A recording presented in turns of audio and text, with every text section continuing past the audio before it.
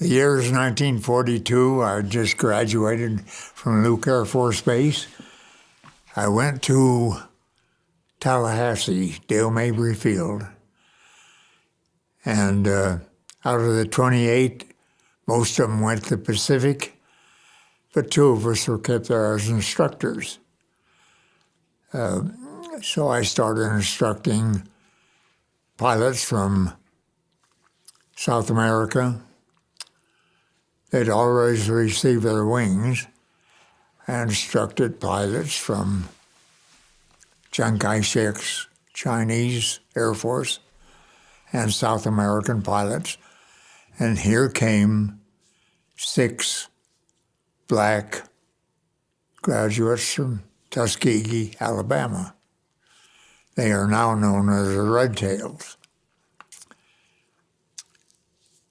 I started instructing them, and I knew that I had some real qualified human beings.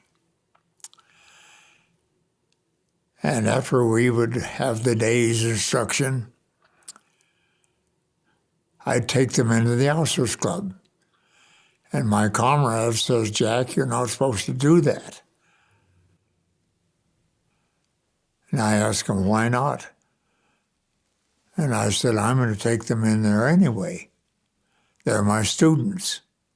I had Pappy James and Benjamin Davis, who later became high-ranking officers in the Air Force. And I remember one of them, I forget which one it was, came to me and said, "How come you treat us with respect?" And I said, "Because you're a human being, and I want to know how you fly.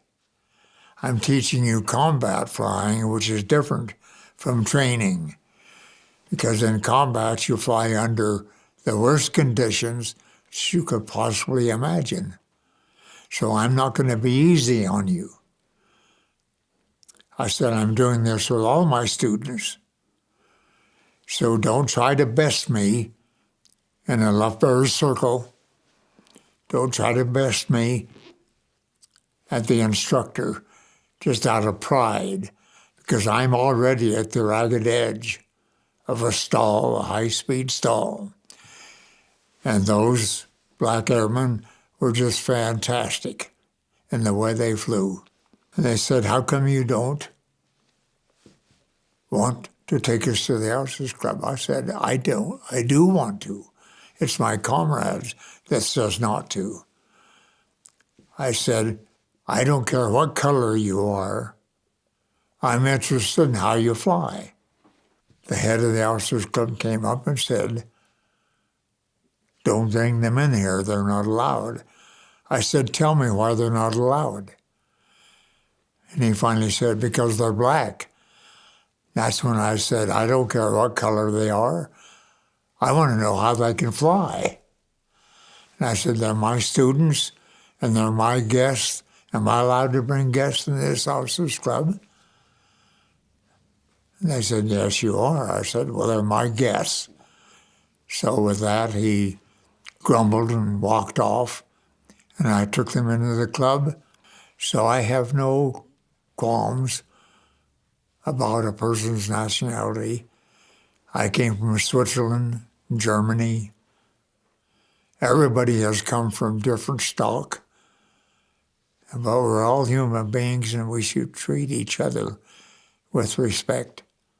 It was so segregated that all the Tuskegee Airmen were assigned to a black squadron and a black air group, and they were sent to Italy.